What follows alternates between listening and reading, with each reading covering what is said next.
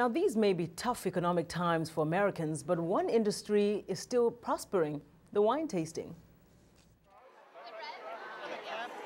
This is day one of a recent two-day wine and food tasting event, and it's sold out. This crowd, made up of serious traders and casual tasters, spent nearly $100 for the 4-hour event. Show organizer Ed Hurley. Wine tastings are stronger than ever, even in this economy.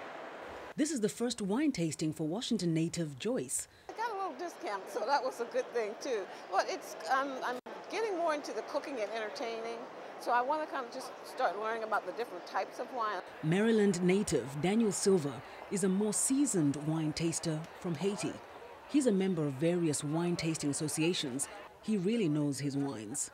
I taste anything that's very good and that goes well with the food that I'm having at the particular moment. But I'm into Cabernet, Zinfandel, Pinot.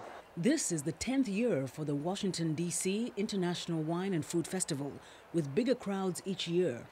Tasters get to sample more than 600 wines from more than 200 national and international wineries. South Africa, the only African nation here, is among the 15 countries showcasing wines. Ed Hurley says it's not by chance. They're very aggressive in making sure that they're out there to the public with the wines of South Africa. Can I try the rosé? Sure. Yeah.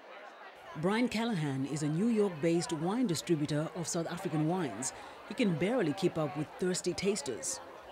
Callahan says South African wines have become increasingly popular in the U.S. in the past 10 years. He attributes South Africans' wine success to climate and location.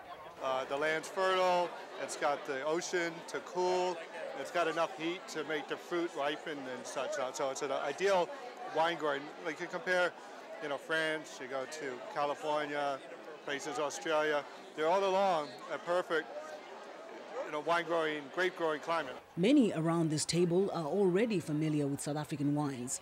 Michelle Atkins made her discovery at a New Year's Eve party she hosted. A neighbor brought over a Sabeka, and my husband and I fell in love with it.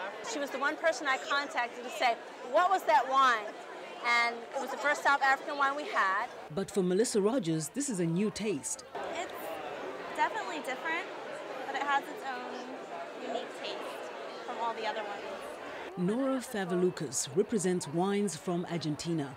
Argentina grew 35% in revenue and 25% in volume, while the market of imports had a decline of 1.2% in revenue. For Argentine's wine success, Favalukas credits timing and the American consumer is always looking for what's next and what's new, and this is our time under the sun. South Africa will have it soon too. South African Sauv Blanc. Guests were also treated to cooking lessons from some of the world's best chefs, part of a partnership with American Public Television. Among the featured guests, Norwegian chef Andreas Viestad, who happens to live in Cape Town, South Africa. I'm going to show you a very, very simple method. Food, a perfect complement for any wine. Dimiake Mokaliele, VOA News.